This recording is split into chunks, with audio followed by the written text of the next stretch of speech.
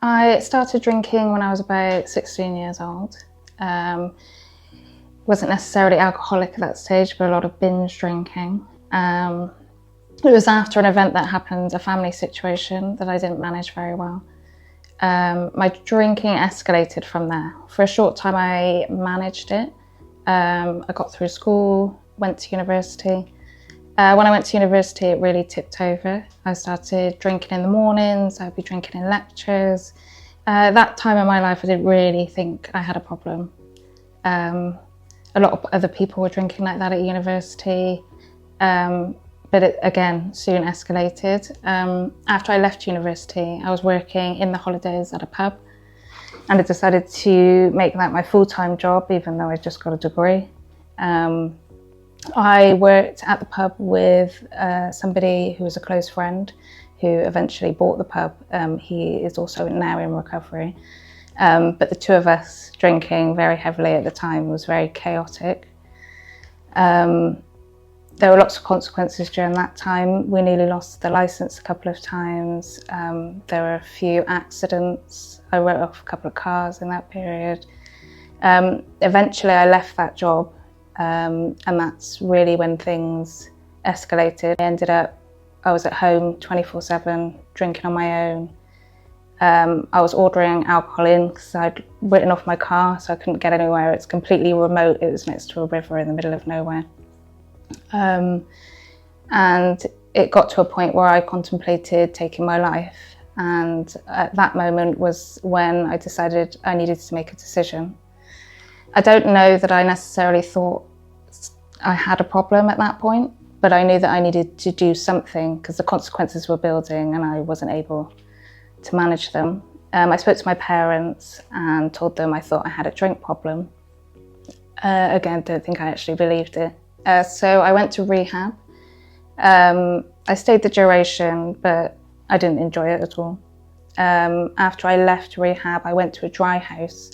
I actually only stayed a day because I rang my parents and said, if you don't come and get me, I'm going to go to the pub.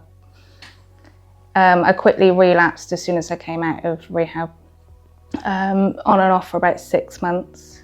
I decided to get another job in that time in a hotel, but on reception and not behind the bar because I thought that would be manageable. I lost that job eventually because I was ordering drinks to go to rooms that weren't occupied, drinking them, and then I ended up passing out on reception, so I got fired from that job. I was living with my sister at the time, and she was heavily pregnant. She went into labour, she had my nephew. I then drove drunk to go and see him, and I actually wrote my car off. But following that period, I had some sobriety. But where things came unstuck is I didn't actually know another alcoholic in that time.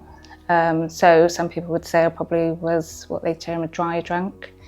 Willpower was getting me through, but life was still very chaotic. I dabbled a bit in that time with prescription drugs. I managed to somewhat build my life back up in that time. I got a good job. I moved out on my own. Then when the pandemic hit, I relapsed. And I realised that although my family and friends knew that I had a drink problem, the people that I worked with didn't. So I utilised work as a place to go out, and I did a lot of drinking during that time. It escalated rapidly. Within a couple of months, I was at home drinking, I wasn't turning up for work, I was missing days. So that led me to come into Abbeycare.